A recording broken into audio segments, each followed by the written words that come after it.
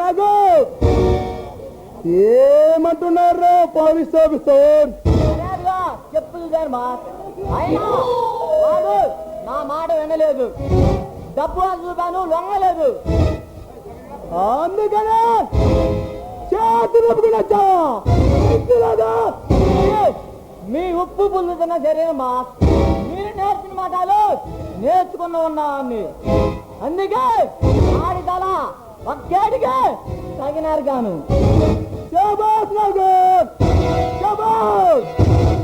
మన మాట వెనకపోతే వాడు ఆఫీసులో అనామకులైనా చాలా గర్భంలో కలిసిపోవాల్సిందేనా?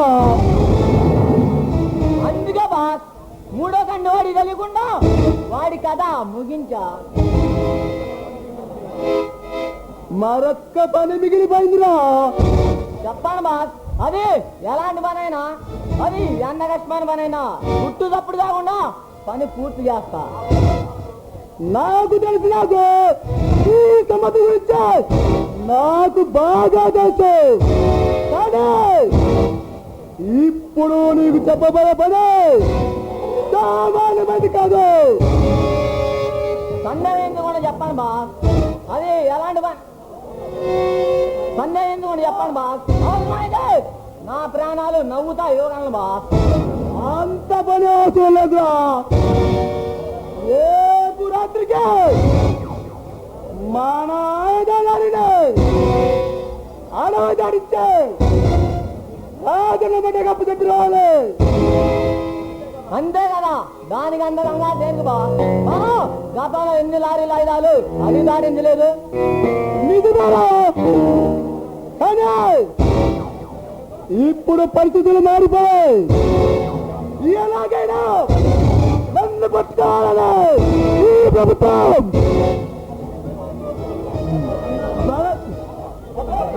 పట్టుదలగా ఉంది. అందుకే పవిత్రమైన ఏర్పాటు చేసిందిరా. మీరేం భయపడకండి బా, ఈ పని నేను అవిలుగా చేసి ఈ అభినందనలు నేను అందుకుంటాను. నా గురించి నాకు భయం లేదు. నాకు నీ క్షమత నేను జాగ్రత్త చదువుతున్నా. ఎందుకంటే నన్ను నమ్మిన బంధువు కనుక నీ ప్రయత్నంలో నీకేదైనా జరగడానికి జరిగితే నేను భరించలేను. నాకు భరించలేను. కొండంతా మీ అభిమానం నాకు అండగా ఉండగా నాకు భయం ఉంది బా. ఏమున్నాయినా ఎదురిస్తాను.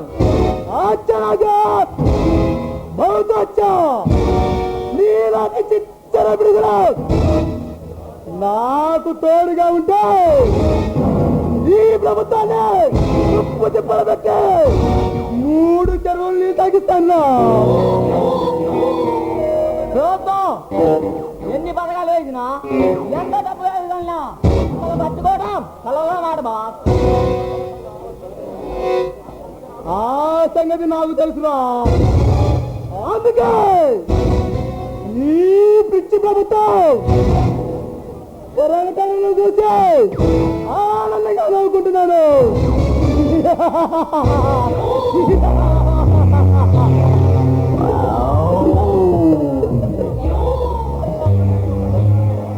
ఆయన వాళ్ళకో కుంభకంలో ఇరుకునే ఎప్పుడు పడిపోతుందో తెలియని ప్రభుత్వం నన్ను పురుగులంతా. అందుగా బాస్ ఈ తలకి వెలగట్టి చేతులు దులిపేసుకుంది.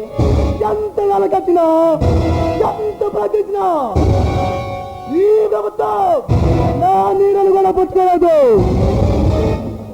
అన్నట్టు. నాకు మాటల్లో పడి మరో ముఖ్యమైన విషయం మర్చిపోయాను రా.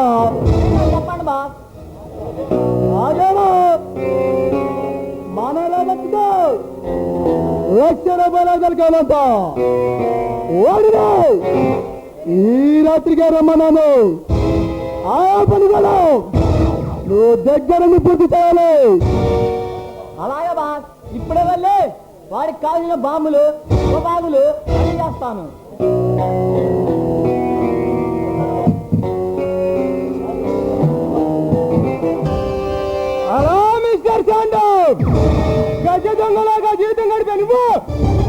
అంతర్జాతీయ లెవెల్లో ఆ ఆయుధాల వ్యాపారం కూడా చేస్తున్నావంట. ఎవరా నువ్వు? నా రాష్ట్రాన్ని తెలిసి వాళ్ళ మాట్లాడుతున్నా. ఇన్స్పెక్టర్ బుక్బెట్, నీ జీవితం తెలుసు, నీ జాతకం తెలుసు.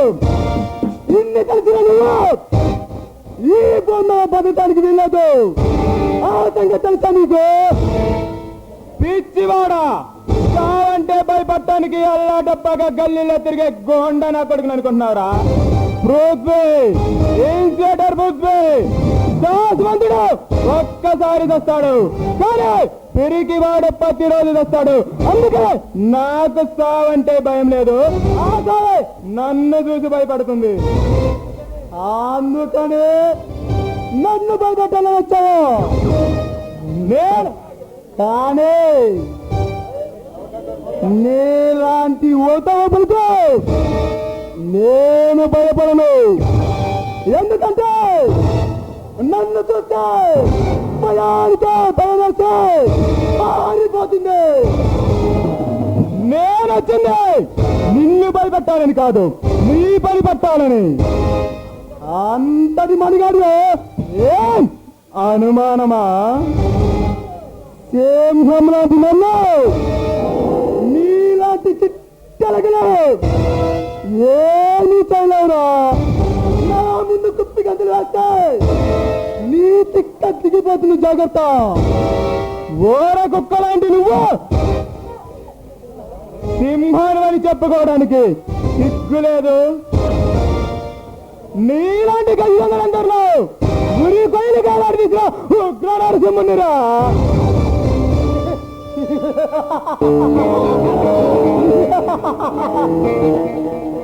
నువ్వు ఉగ్ర నరసింహుడు అయినా సామరాసింహుడు అయినా ఈ స్టాండ ముందు గులాముగా మరే సారాం చేయాల్సిందేరా.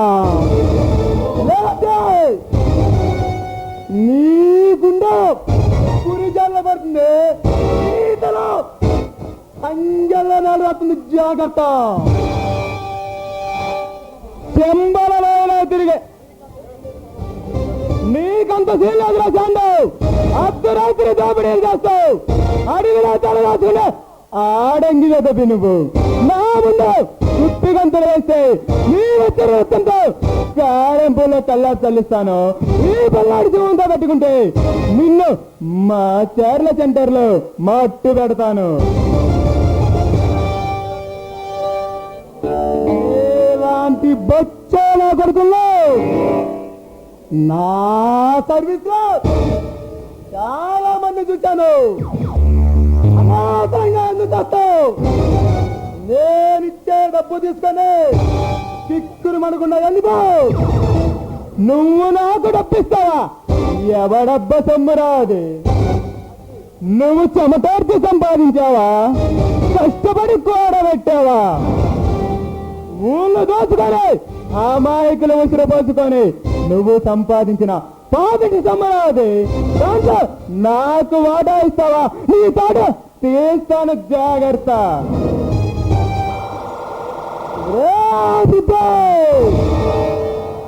దయ తెలిసి డబ్బిస్తానంటే బడాయి కబుర్లు చెబుతారా? పడతాయి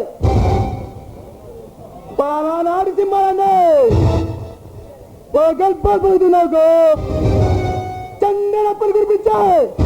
నా కొందరు వదలుతావు. నీ చిరుతలు కన్నిచ్చాయి. ఎంత గింతలో పండగల్లో పోతాను. జాగ్రత్త. చెంబలలో తిరిగే గబ్బర సింగు మొదలుకొని నందేల అడవిలో తిరిగే నాగరాజు వరకు ఎందరో కరోడ నా కొడుకులు నన్ను కాటికి పంపాలని కలలు కన్నారు. పాతాళ గంగలో పతనమైపోయారు. ఈ చరిత్ర కూడా నా చేతిలో సమాప్తం అవుతుంది. శాండు,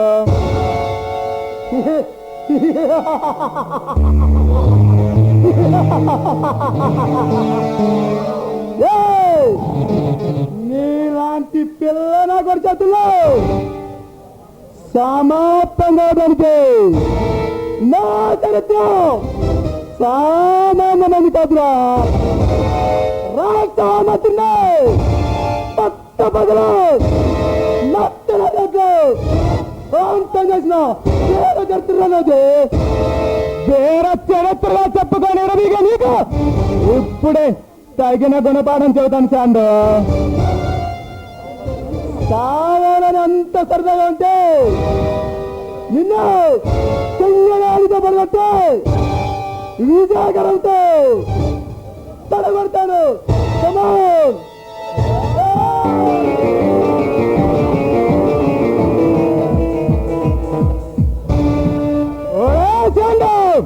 నేను తలుచుకుంటే నిన్ను ఇప్పుడే కుక్కను కాల్చినట్టు కాల్చి పారేయగలను, కానీ నువ్వంత తేలిగ్గా చావడం నాకిష్టం లేదు.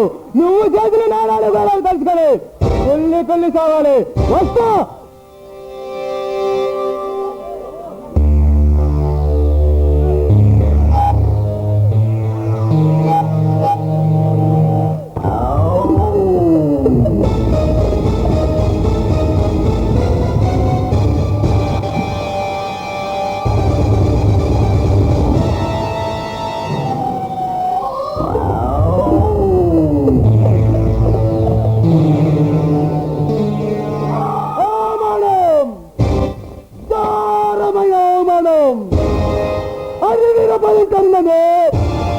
అడవికే రాజుననే విజయాలు అందుకుంటా నన్ను ఒక కొర్ర నా కొడుకు పడగొట్టడమా అది సహించే నేను బతుకున్నట్టుమా.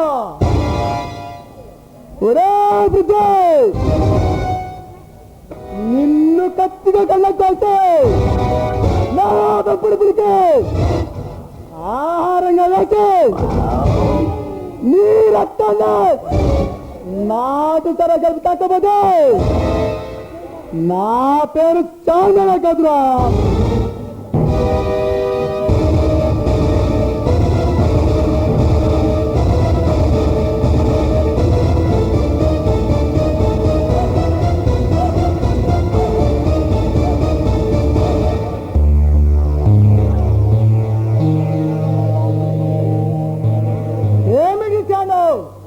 ఆవేశంగా ఉన్నావు. ఇది ఆలోచన కాదు మహేంద్ర, ఆలోచన. అడవికి రాజుగా చలామణవుతున్నావు. అరవేర భయంకరుడికి చాండాకి ఆవేదన ఆశ్చర్యంగా ఉంది. ఇందులో ఆశ్చర్యం మహేంద్ర, ఇన్నల్లో నాటికాలండి ఒక కుర్రకుంటే ప్రశ్నిస్తుంటే ఆనందం కాక ఆనందంగా ఉంటుందా? కుర్రకంక వాడికి బ్రతుకు మీద ఆశ లేదా? ఎవడో ప్రతి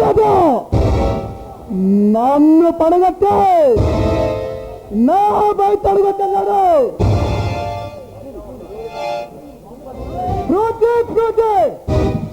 ఎవర్రా ప్రోజి?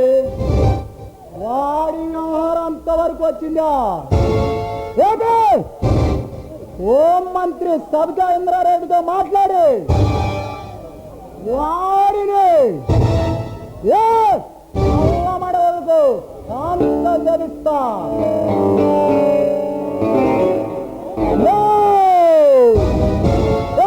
కలిగి లేదు.